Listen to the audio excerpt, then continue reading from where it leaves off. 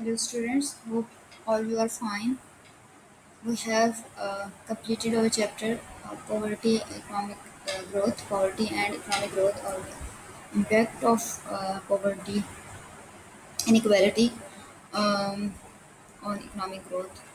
And we have discussed so many things in that chapter that actually um, poverty and inequality has adverse effect on economic growth and development. Um, I have given you the case study as the task for all the students. You can complete it by your own self. And here, now we are going to start our next chapter that is about population growth and economic development. We will discuss causes, consequences, and controversies about that. This is chapter number 6 of the Tudaro and Smith Economic Development book. You can read from that book and you can uh, go through all the points from that book. And if you find any query or question, you can ask from me on the Google Classroom, or you can email me. There are so many platforms that there you can discuss easily. And first thing that is most important that you must keep in mind that whenever there is poverty, there is inequality, and there will be also unemployment and less economic growth. So these are actually interrelated things with each other. So um, here we are going to start this topic of population and economic development. um, the most important economist, Nobel laureate in economics, Amartya Sen, said that economic development may be far from the best contraceptive that it is sometimes described as. On the other hand, social development, especially women's education and employment, can be very effective indeed. Whenever you talk about the population and growth, or you are talking about population growth, so you keep in mind that women's education play a main role in that, because when you say that if uh, uh, the women are more literate, so they have uh, more opportunities to think, to fight for their rights also, because the female are bearing the burden of their family, or bearing the burden of their children also. So if the women empowerment is very important to reduce the population growth also. So here he is talking about the women empowerment also, that women's education and employment is very effective for this population and economic development. Before that, debates on the relationship between population growth and economic development have since Malthusian population trap. Okay, Malthusian, he has given the theory about the population and said that the population increases geometrically, doubles, then again doubles. And as you know that geometrically means you are multiplying things, he says that the population increases geometrically, doubles, then again doubles. Okay, but food production increases more slowly, as the population is going to increase very rapidly, and food production that is increasing at slow rate. So eventually there is not enough food, the people maybe get starving about that, and something happens to reduce the population to match the food supply. For example, starvation, disease, war, etc. So whenever you know about that, the population is going to increase, and you have the shortage of the food, so it will create the problem for overall population. Okay, there are generally two strands of view about the impact of population growth on economic development. One view opposing population growth, that population growth is a real problem, okay, while the other view is in favor of population growth. Both of the views present argument for their views. The first view of population growth and economic development started from the Malthusian population trap, is the well-known theory of the relationship between population growth and development. So the impact of population growth is it has the adverse effect on economic development by reducing economic growth, and it considers a real problem. Okay, so here we are discussing the basic issue: population growth and the quality of life. Students, I want to tell you that I will keep two articles regarding the population growth and economic development on the Google Classroom. So you have to read those articles. Um, these are about 10 or 12 pages, so you have to go through, so you must know about the bulk of information about the population growth and development. Whenever we talk about in 2013, the world's population reached about 7.2 billion people. As you know that, as this is 2020, so the population rate is increasing day by day. Okay, and in this year, the UN Population Division projected that population growth would rise to about 8.1 billion in 2025 and reach about 9.6 billion by the year 2050. So every year, more than 75 million people are being added to the world's population. Okay, so here there are 2 points. I have told you that there are some views, or you say that two school of thought. One school of thought say that population or the rapid growth of population has not a detrimental or bad effect on economic growth, and second, they say that the population growth has a bad effect on economic growth. Okay, so the whenever you say you are talking about the two, and one view opposing population growth, that population growth is a real problem. Okay, uh, whenever you say that the population growth is the real problem, so this is according to Malthusian trap theory, and they say that the followers of the first view argue based on population poverty cycle theory. According to him, the population is increasing rapidly, geometrically, but food is not increasing in that way. There will be shortage, obviously, and people will go to the poverty trap. As you know about the poverty trap, rapid population growth gives way to negative economic consequences, and this should be real concern for the developing nations, because population growth retards prospects of the better life for the already born by reducing saving at the household and national level.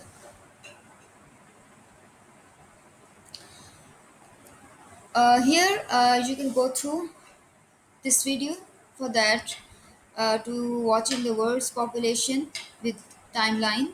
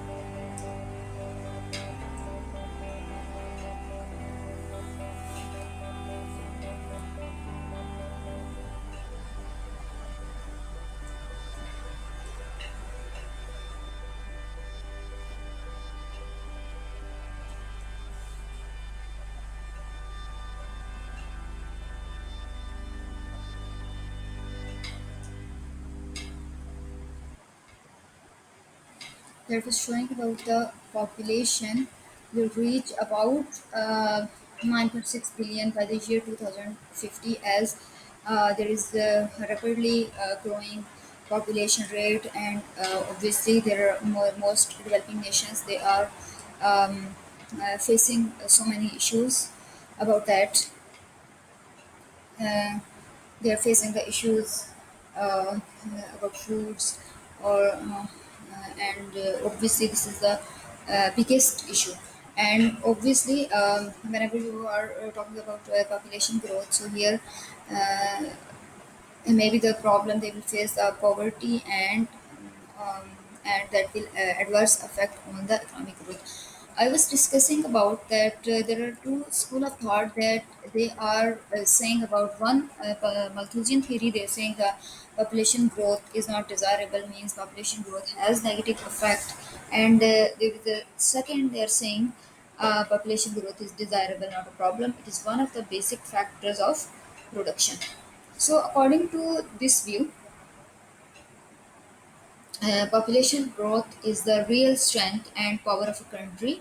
High population growth means high labor supply that leads to division of labor and economic growth. As whenever you see of your developing nation, here is more labor, and whenever you say this has maybe the positive effect on population growth, sorry, economic development. Obviously, this has adverse effect also.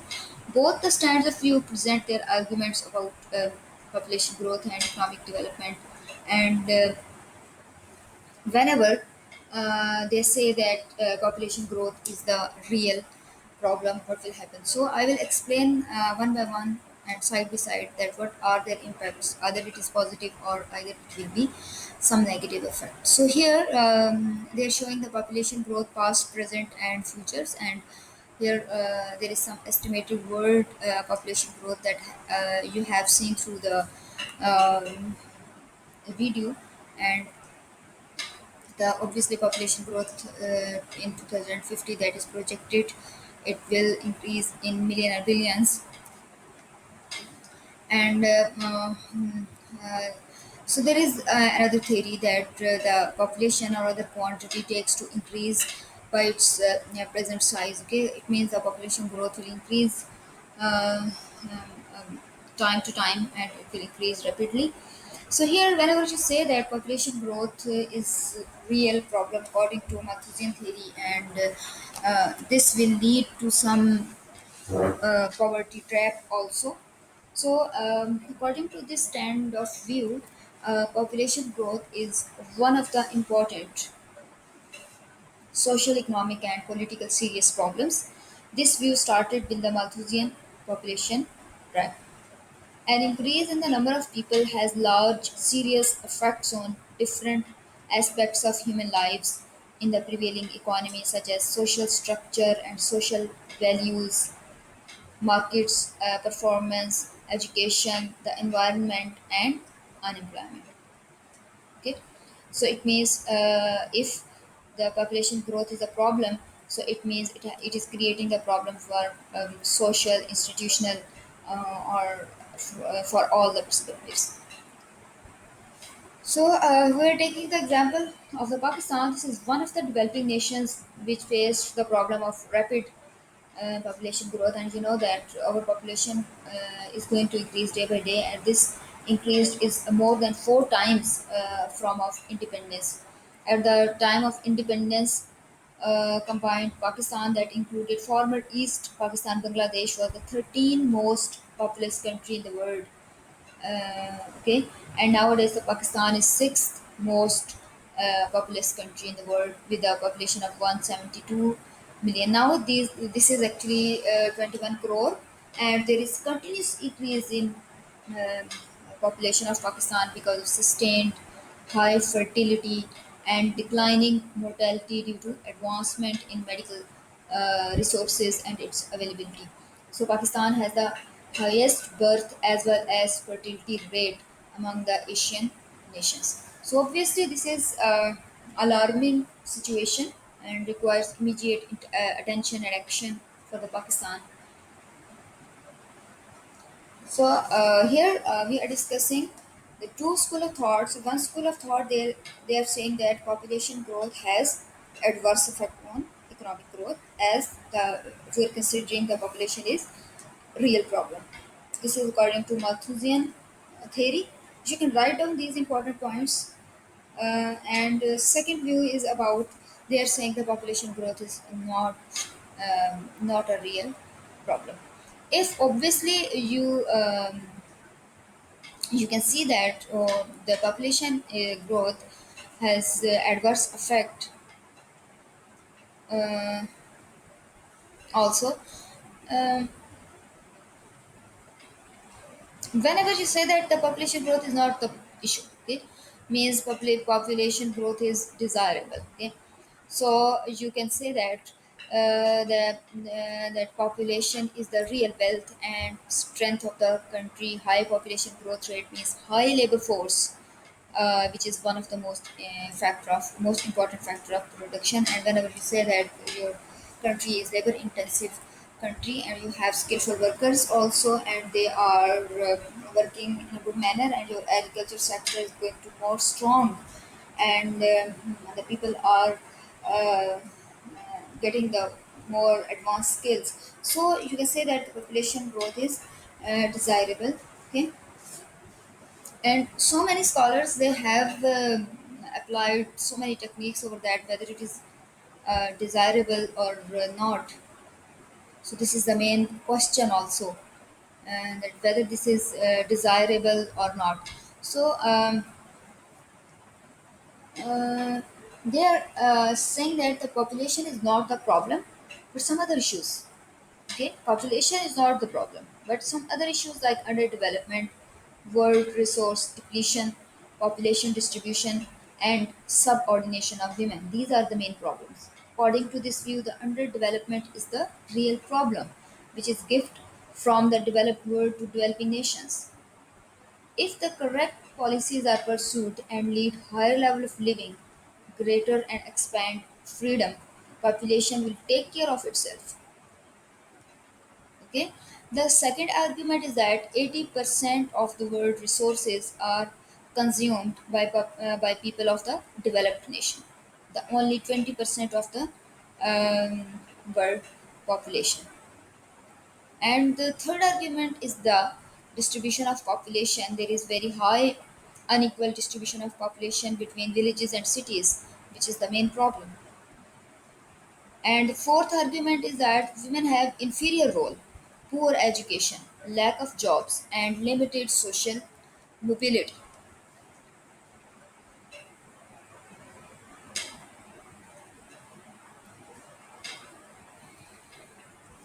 So here the population is not only the problem, but there are so many issues which are problems. Okay, and we are discussing about the structure of the world's population. What is the structure of the world population also?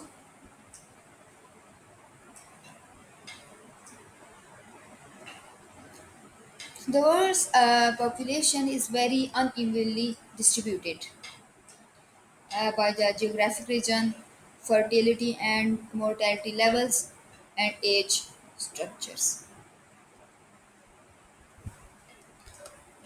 So here, this is about the geographical region.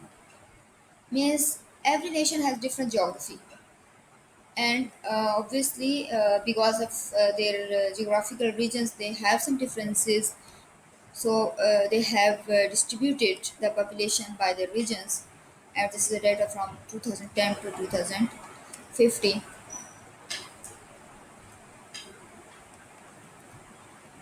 This is the population distribution 2019, and here, first of all, you will see that Asia has 59.8 percentage, and the population is very much high. You are talking about the Asian nations: Pakistan, India, Sri Lanka, Bangladesh, Maldives, Bhutan. You are talking about these, and when we see Africa and Europe, North America, so their percentage are going to less. So here, this is cumulative, you are getting the 10%. So this is the population distribution you can see from here. This is the first point. You're talking about the geographic region that you're talking about how or what is actually structure of the world's population. So more than three quarters of the world's people live in developing countries. Fewer than 1% in four lives in an economically developed nation. So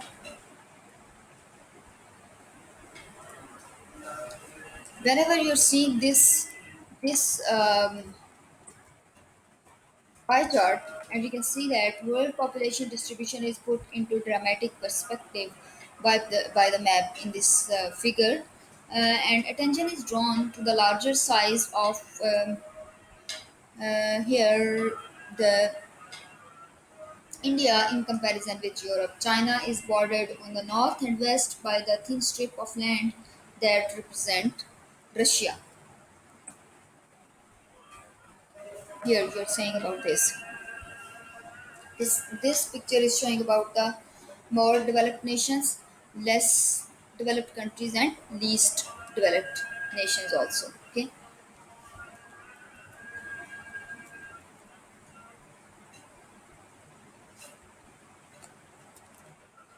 So geography of every nation is also very different. Here, the fertility and mortality rates. We are talking about the rate of population increase is quantitatively measured as the percentage yearly net relative increase in population size due to natural increase and net uh, international migration. Okay, it means the people are or the population is going to increase because of birth rate, and the second reason is the people are migrating from one place to another place. So here they're talking about the growth rate of population calculated as the natural increase after adjusting for immigration and migration. And natural increase, you know about the difference between birth rate and death rate for the given population. So, natural increase simply measures the excess of birth over death, or in more technical terms, the difference between fertility and mortality. So, this is because of two reasons. That one is natural increase, and second is we are talking about net international migration. This is of very limited, though growing importance today. Population increases in developing countries therefore depend almost entirely on the differences between the crude birth rates and death rates. Okay, you must know these differences, that what is crude birth rate. So here it means the number of children born alive each year per 1,000 population, often shortened to birth rate, means around 1,000 um, population uh, from each year, how many number of children born alive. So this is actually the crude birth rate. So crude birth rate and fertility and mortality rates of each and every nation is different from that. If you recall from chapter 2, that most developing nations have birth rates ranging from 15 to 45 per thousand. By contrast, in almost all developed nations, the rate is less than 15 per thousand. Moreover, developing country birth rate today are still often higher than they were in pre-industrial Western Europe. But there has been a substantial decline in fertility over the past 3 decades, not only in countries like Taiwan, South Korea, and China, where rapid economic and social development had taken place, but also in nations where economic growth has been less rapid, including Mexico and Bangladesh, and in some where growth have stagnated, okay, such as Zimbabwe. So the total fertility rate, the average number of children a woman would have, the current age, specific birth rates remain constant throughout her bearing years, has fallen dramatically in many countries since 1970. So we are talking about the fertility and mortality rate. After that, I will also explain the fertility and mortality rates of your economy also. And obviously, this is the death rate. The number of deaths each year per 1,000 population, which is about the death rate. And whenever you talk about total fertility rate, so this is all about the total fertility rate that.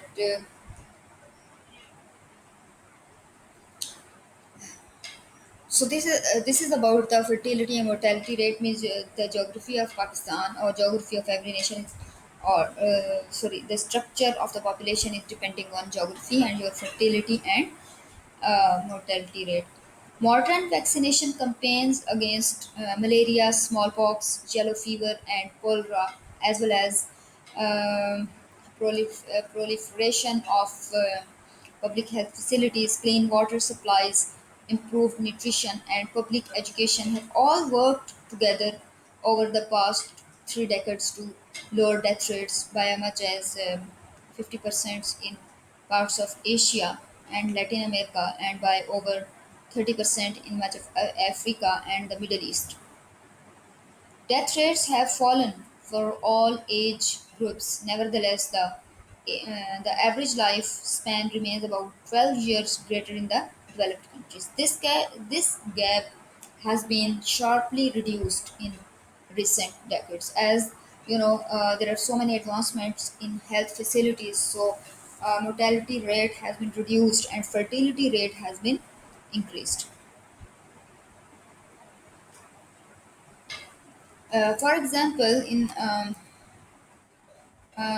yeah, this is showing the Pakistan's data. You are talking about total population of Pakistan is about 21 crore. Okay, so here population growth is about 2.4%, and contraceptive prevalence rate, this is 34.2%. This is not much more. So unmet need of family planning, this is 17%. Total fertility 3.6%. Crude birth rate 25.2, and from adding all these indicators, you can get this total population is about this. This is approximately. So, for example, in 1950, life expectancy at birth for people in developing countries averaged 35 to 40 years, compared with 62 to 65 years in the developed world. So, considerable progress has been made on reducing the under 5 mortality rate. Okay, um, that how many children are died under the age of 5. So, this has been reduced because of so many health facilities. This is the Pakistan Demographic and Health Survey. This is showing the trends in fertility by residents, means rural, urban areas, and this is showing the total. Okay, as you can see that this is obviously this is going to reduce the trends in fertility. This is showing why this is reduced, as the people are going to become educated, and they um, have the idea about whenever they will be the more children, obviously they will get the good education. There are so many requirements for that. And so here whenever there is more education, so it means the people are more aware about the contraceptive methods. And whenever the females they are getting more education, so they are more aware about that. So here you can see that the fertility rate has been reduced about the urban areas, that is about 2.9, and wherever you see the rural areas, these are obviously greater than their urban areas, that is 3.9. Okay, but overall, whenever you see the total fertility rate, that is higher than from all the east countries, sorry, from all the Asian countries. This is The Pakistan has the highest fertility rate, that is 3.6%, and Sri Lanka, that is about 2%. Iran has 1.6%. India has 2.3%. This is not data of all the Asian nations. Um, Obviously, this is China, uh, China and Iran. Okay, and Sri Lanka, Bangladesh, Sri Lanka, Pakistan. Whenever you are comparing these all with the Pakistan, so Pakistan has the larger fertility rate. This is showing the PSDP and provincial ADP allocation uh, according to the Pakistan's data. This data has been taken from the Economic Survey of Pakistan. You can take the more information from that. Um,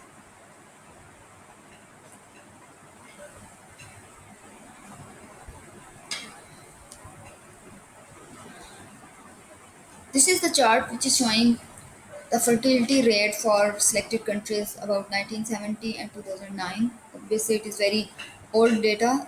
This is 2020, so this is about 11 years ago.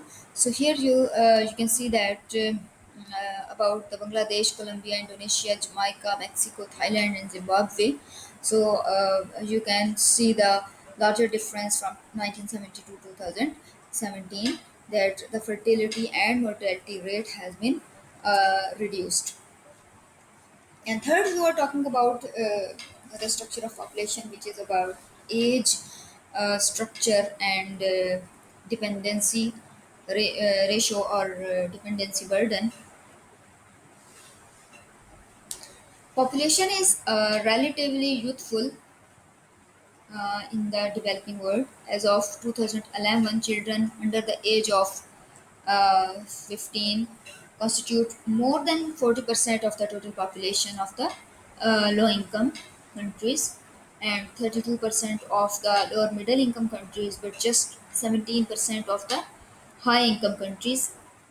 In countries with such a age structure, the youth dependency ratio, the proportion of youth under age 15 to economically active adults 15 to 64, is very high. Thus, the workforce or in a developing nation must support almost twice in many children as it does in the wealthier countries. Whenever you talk about the developing nations, you say that child labor is very much prevalent in our nation. And whenever you take the example of US, the workforce age group 15 to 64 amount to about 67% of the total population, with 20% under age 15 and 13% over age 65. It is the data of 2011. So here the more problems in more developed countries relate more to their lower population growth and age dependence over age 65.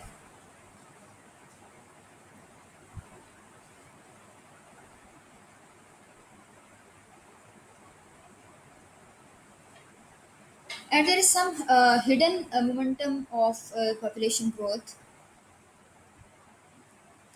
This is actually the phenomena whereby population continues to increase even after a fall in birth rates, because the large existing youthful population expands the population's base of potential parents. Perhaps the least understood aspect of population growth is its tendency to continue after birth rates have declined substantially. Population growth has a built-in tendency to continue, a powerful momentum that, like a speeding automobile, when the brakes are applied, tends to keep going for some time before coming to stop. In the case of population growth, this momentum can persist for decades after birth rates drop.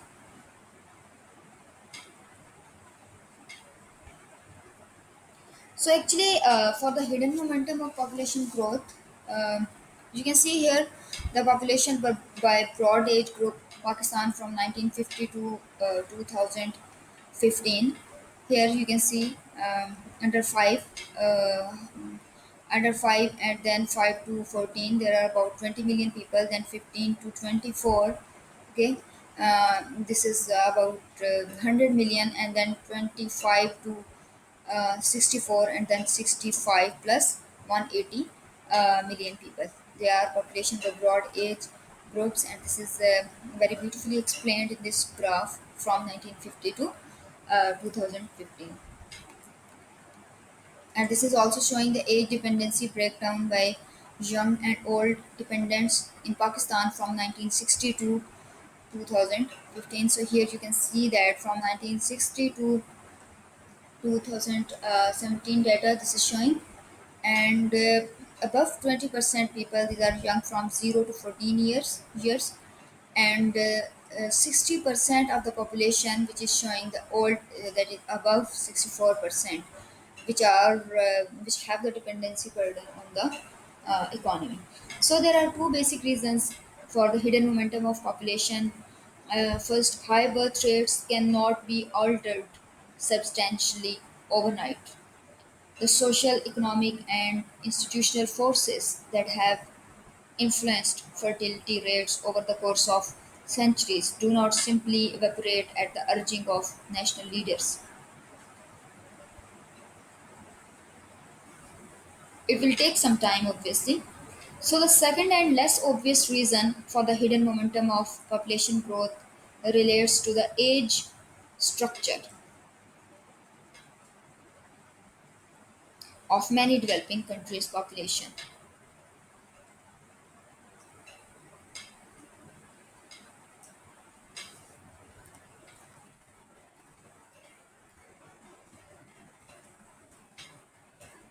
So, this was about this hidden momentum of population growth.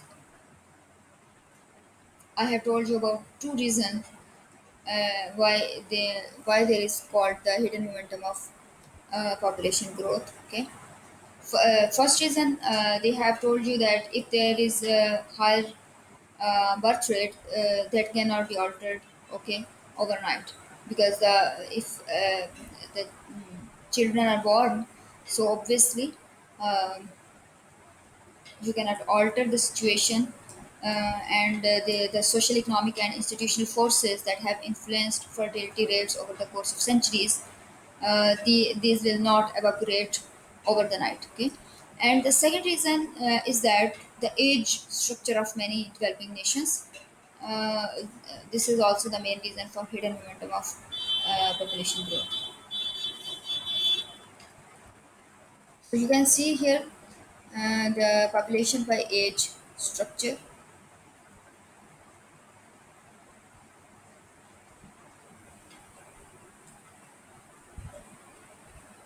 There are 7.6 billion people in the world today. Two-thirds are in the working ages, usually defined as those between ages 15 and 64. Children ages 0 to 14 and those ages 65 and older make up one-third. But the share of the population in each age group, referred to as the population age structure, is changing. Countries experience changes in population age structure at different times and rates. But whenever and however age structure changes occur, they have important social, economic, and political effects. Since 1960, the share of children ages 0 to 14 has declined from 37 to 26% of the total population. During the same period, the share of older adults ages 65 and over increased from 5 to 9%, and projections show that older adults will make up 16% of the global population by 2050. We refer to this shift towards a population with a larger share of older adults as population aging.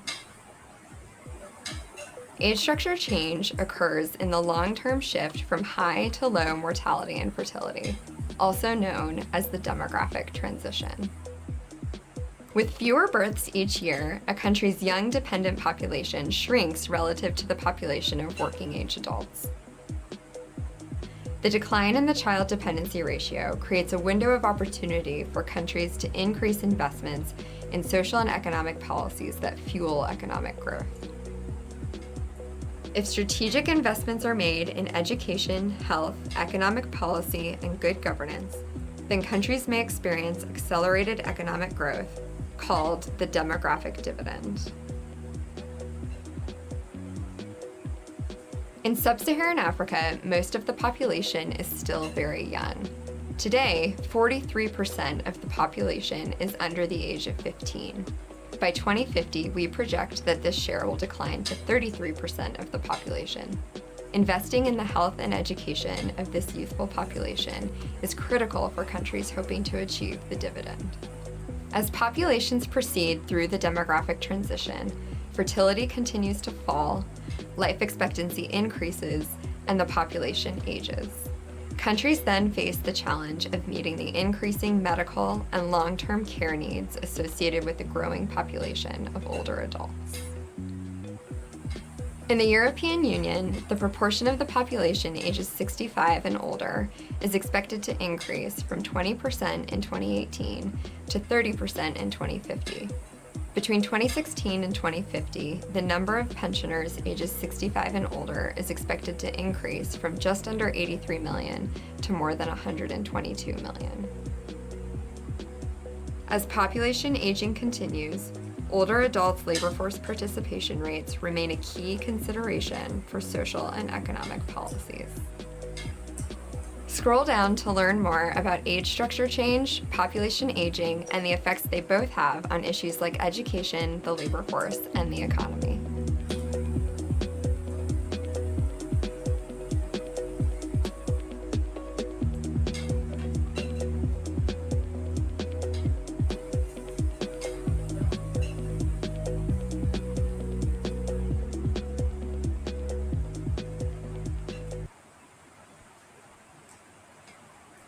So the population is affected also by the age structure. So this is the world population percentage. You can see from here. There are so many countries available. This is India comprises 17.9%. China comprises 18.5%. Pakistan has 2.6%. Bangladesh has 2.2%. Indonesia 3.5%. And you can see other countries also that this is the about world population.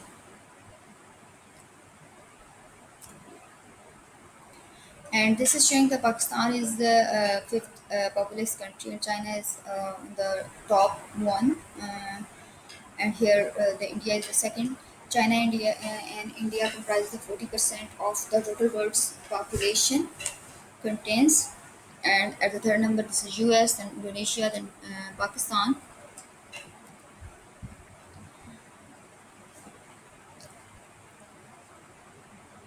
This is showing the share in percentage according to UN Medium Fertility Variant Projection.